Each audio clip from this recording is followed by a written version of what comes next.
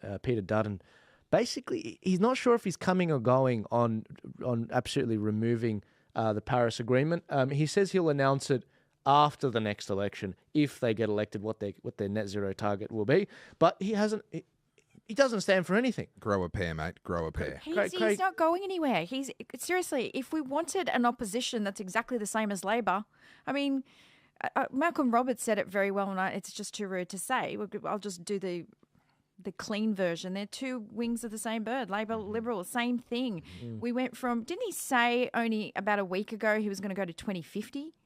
Didn't he say that? Yeah. And then we backtracked to 2030, back to the Paris Accord. Yeah, Craig, how does this work? Just let me go through the history of this, okay? I was sitting in the coalition party room. Yeah. Tony Abbott comes in one day and says, we're signing up to Paris, a 26 to 28% reduction. And I'm sitting next to the guy. Did I miss the discussion and this? Did I miss the debate? Did I go for a bathroom break and I missed the discussion and the debate? Right? It was just decided unilaterally that we would sign up to Paris at 28% reduction. A couple of years later, I said to Tony, I said, mate, why did you do that? And he said to me, he said, I was being pressured by Turnbull and Julie Bishop and Brandis and Pine, and, they were all onto it. They all wanted me to do it, and I was trying to run a consultative cabinet where we all agreed on stuff sort of thing, and I think if you asked Tony today, he would say he regrets that decision, And my argument was, as soon as you set a target on the coalition side, you'll be gazumped by Labor and the Greens. It doesn't matter what number that you come up with, right? Labor and the Greens will say, we want to up the number. Yeah. And that's exactly what happened. So coalition went with the 28%, right, which is crazy as it was to do it. Labor came and said, no, we'll lift it. This is by 2030, by the way. So it was a reduction of 2005 levels of your CO2 emissions, which is, if we had some sparkling mineral water, we'd see the bubbles go up. That's what we're talking about, right? So it was off 2005 levels, a 28% reduction by 2030.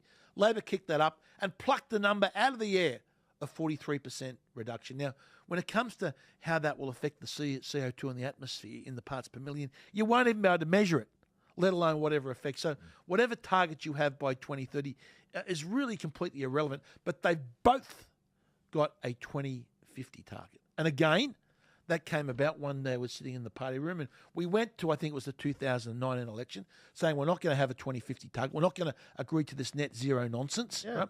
All of a sudden, again, we're sitting in the party room and Scott Morrison comes in. Oh, yeah, he comes back from and says, oh, yes, we've now agreed to a net zero at 2050. Again, I'm going, where was the discussion? Where was the debate? Yeah. And so you've got both parties heading for this, sold on this net zero nonsense by 2050, which is completely destructive to our economy. Now, I would like some of them to sit down. Remember, this is not just about electricity. This is about all forms of your CO2 and your methane emissions. So this is about your farting and burping animals, right? This is about your road transport. This is about your what you're seeing emissions releases from when you mine coal and when you drill for gas. I'd like to see someone explain to me how many cattle do we need to cull to reach these targets? I have a question. From an education perspective, are all our politicians forgetting fifth grade science and photosynthesis? I'm sorry, but seriously, have they not heard that planting trees, having forests, not deforestation to put these atrocious windmills, doesn't that cut your emissions anyway, your CO2 levels? Like, hello, CO2 gives you oxygen if you've got trees and vegetation and all the rest of it, no? So I did a lot of work on this in 2012, I think it was, looking into whatever the relevant AR report, the assessment report from the IPCC was at the time. And the starting point for this project that I did was that they were correct about all their numbers. We assumed that the Intergovernmental Panel on Climate Change, whom I genuinely think is wrong about most things, we assumed they were right about everything. And we did the maths based on Julia Gillard's Not a Carbon Tax, if you can recall those days. It's not a carbon tax. And we said if everything goes perfectly and she gets exactly the amount of emissions reductions that she says she's going to get, how much of a difference will it make to the temperature of the Earth in 100 years' time? And I don't recall the number precisely, but it was something along the lines of 0.0000005 of 1 degree, which, to put that in perspective, is less than the margin of error of the best, most sensitive thermometers that we have. So, Australia is 1.4% of global man-made emissions, which is also then dwarfed by natural emissions as well.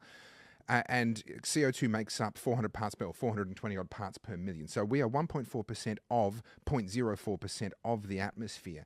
And we think that we're going to set a target and which is going to be like a thermometer on the Earth? Come on. Funnily enough, I played Alan Jones, this clip that Alan Jones goes through exactly what you just said. And guess what? Instagram labelled me as the spreader of misinformation. Yeah. These fact checkers from Soros, Yeah. absolutely. Can I say one thing? Yeah, please. My real concern with this net zero nonsense is that it surrenders our nation's national competitive advantage. Right? What makes us a wealthy country compared to the rest of the world is that beautiful black coal seam that runs down our eastern seaboard. It's the gas that we have. It's our agriculture. They're the things that give us the strength, that give us the wealth to do all the things that we want to do, to help kids with disabilities through the NDIS and help people on the pensions and aged care and things like that so they have able to retire in dignity. Now, you cannot finance all those things if you are surrendering those things that we are good at. And instead, you go through every single thing with net zero, every single policy. It results in a wealth transfer from Australia to China.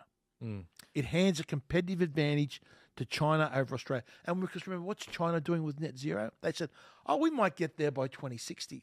You guys go first, and then we'll trust us. Once we've taken over all your industry and all the industries moved to China, Yeah. right? We'll then get there by 2060. But you guys destroy your economy first. It's okay. Well, if